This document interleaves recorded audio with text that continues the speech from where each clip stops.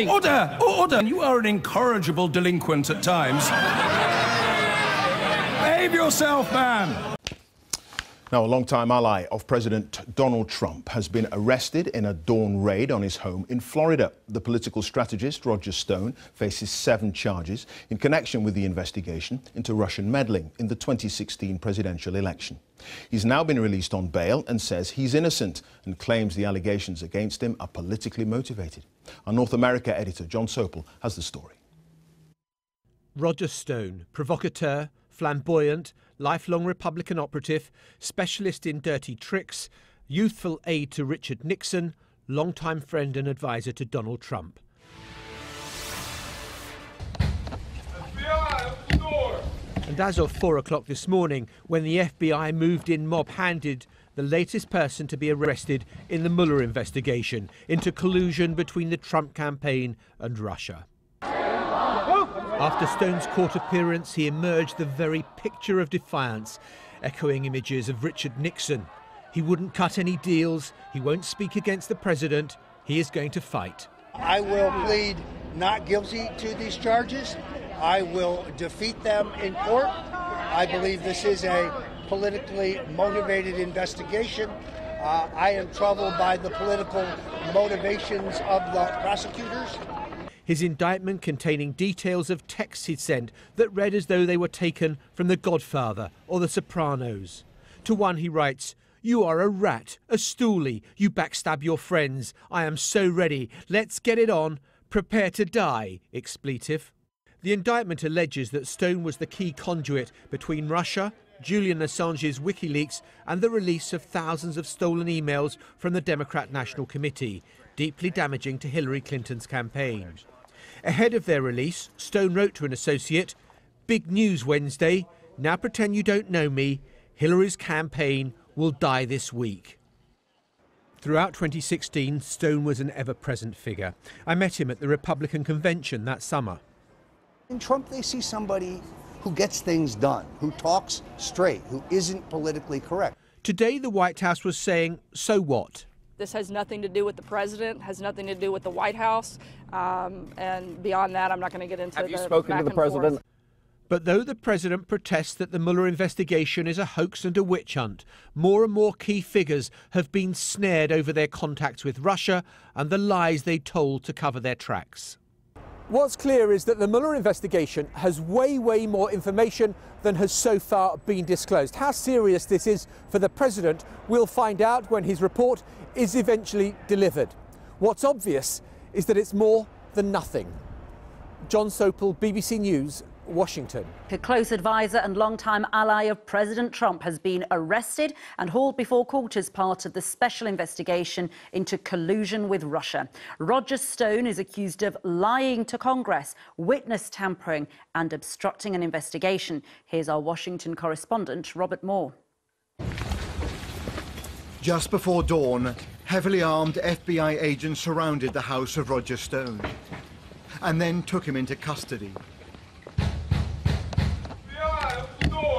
It was the latest move by the Mueller investigators, who are continuing to probe links between the Trump campaign and the Kremlin.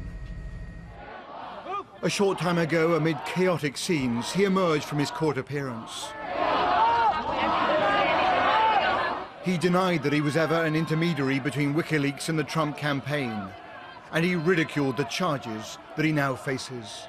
I am falsely accused of making false statements during my testimony to the House Intelligence Committee. That is incorrect. Any error I made in my testimony would be both immaterial and without intent.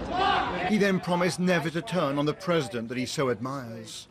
There is no circumstance whatsoever under which I will bear false witness against the president, nor will I make up lies to ease the pressure on myself. Roger Stone is one of the most controversial and exuberant figures in American politics, an advisor to many Republicans. Those who say I have no principles are losers. Those are bitter losers. He was the subject of a Netflix documentary last year. I'm an agent provocateur. He even has a tattoo of Richard Nixon on his back. After Trump's election, he appeared to be deeply evasive when I asked him about Russia's role. Do you accept that Russia sought to interfere in the election of 2016? There's no evidence to that effect that would hold up in an American court. What we have is conjecture. Although Trump and Stone go back many years, today the president's team is emphasizing something else. What I do know is that this has nothing to do with the president, has nothing to do with the White House. It all raises the question of when Mueller will finally issue his report and whether the president himself is in the prosecutor's crosshairs. Robert Moore, ITV News, Washington. Well, the FBI came for him before dawn, dressed in combat gear, using night vision equipment and shouting, "Open the door," before arresting former Trump campaign aide Roger Stone as part of the investigation into alleged Russian collusion. Nothing to do with us, the White House insisted, while Stone declared he would plead not guilty and fight charges, including witness tampering and false statements. Let's go live to our Washington correspondent, Kylie Morris.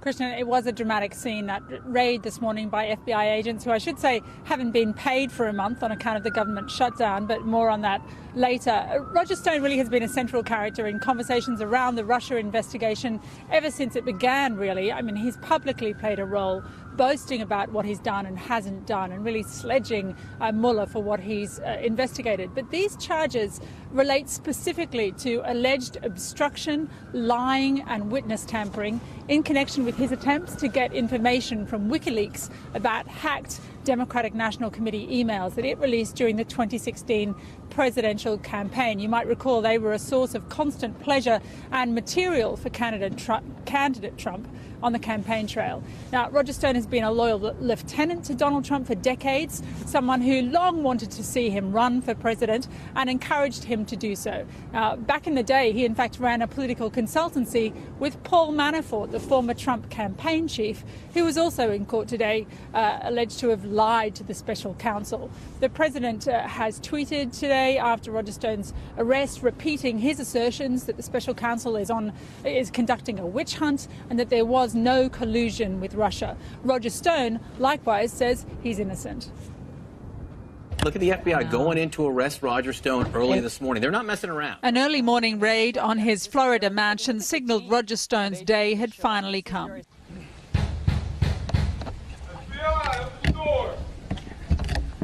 His friends said the political veteran had for months cleared his Fridays in case Robert Mueller's agents turned up, and today they did.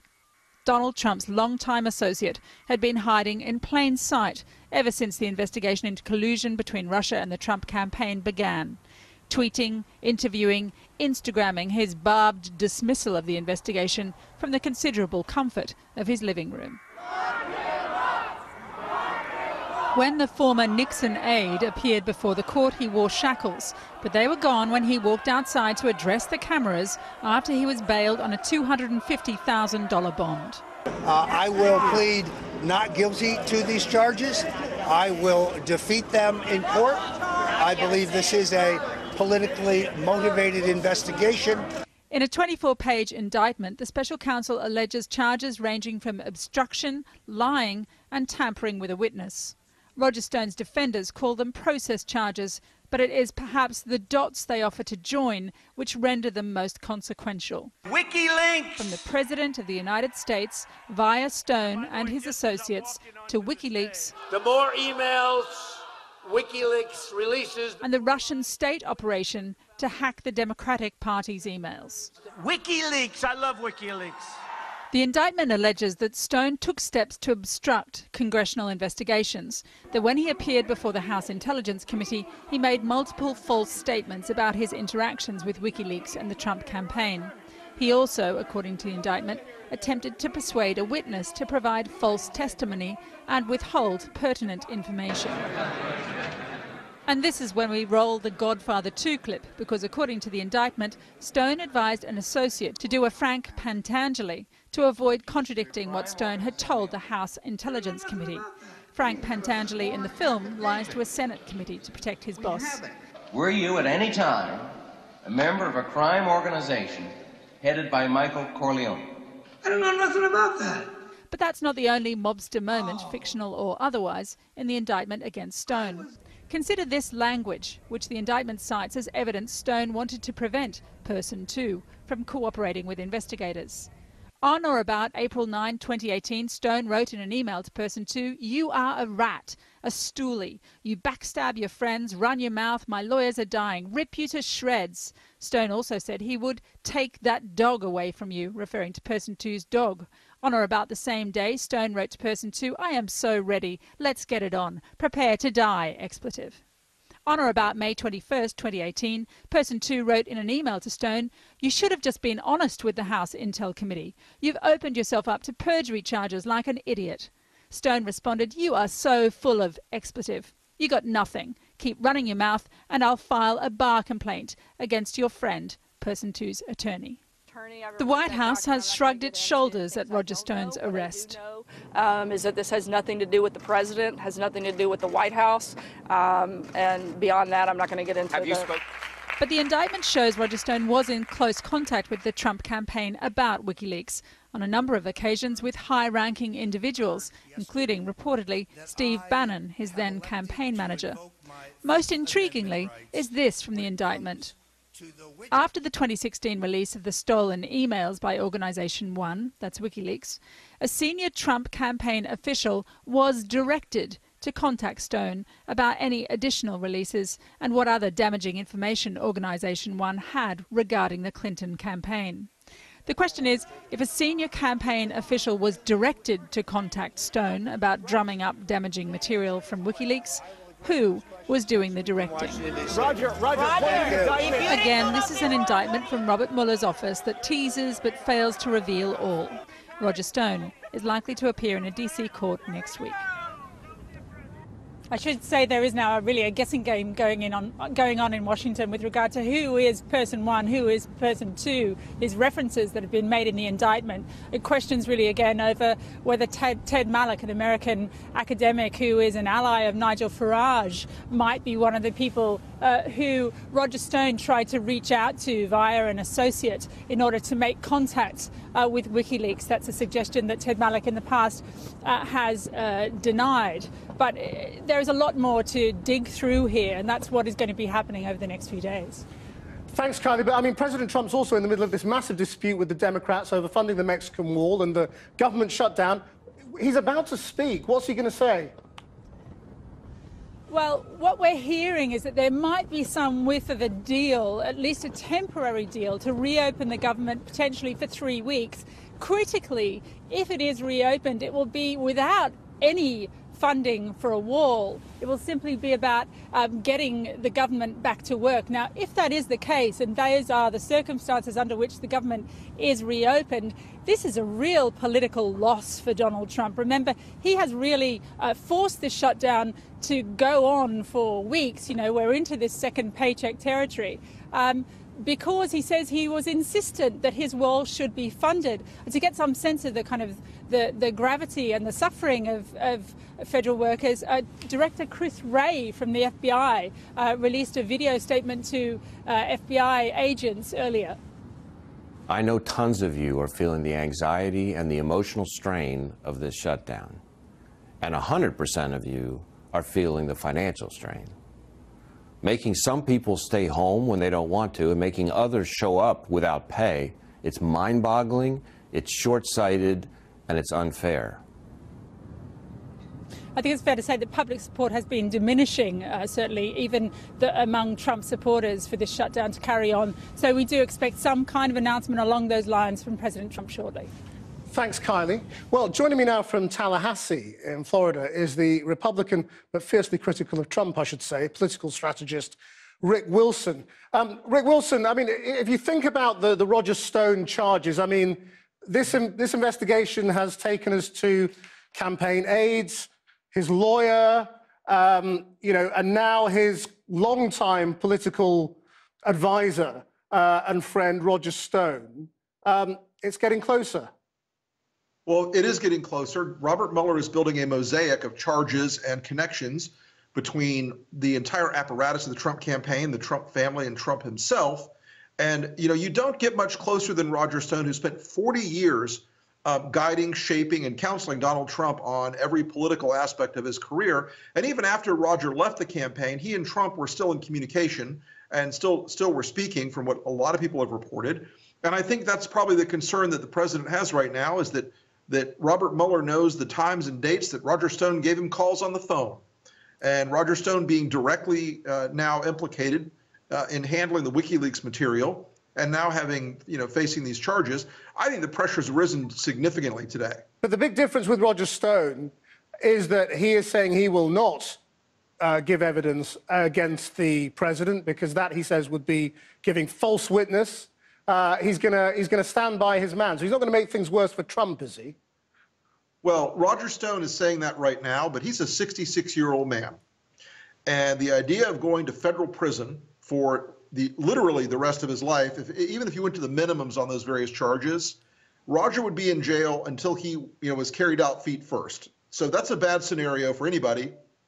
And so he will now be strongly encouraged by the fact that if he wants to see his wife and grandchildren and children again, it would be smart to go ahead and swallow his pride and to make a deal with Robert Mueller. Now, we are looking, at the Russia investigation on one, on one side, and all the drama associated with that, the government shutdown on the other.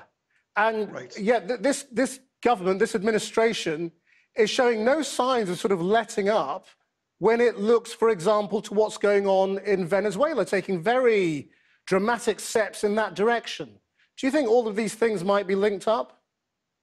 Well, I don't think the Venezuela situation is particularly linked up. I mean, there is a large public outpouring in the streets there that has nothing to do with the U.S., of people who are very frustrated with starving to death in a country that should be wealthy, and with the Maduro regime on the whole. So I don't think that was really a U.S. connected matter with the U.S. The shutdown and the Mueller investigation are connected, because Donald Trump would rather talk about anything than Robert Mueller. Now, he miscalculated very badly in the shutdown. He's lost a lot of political capital because of it.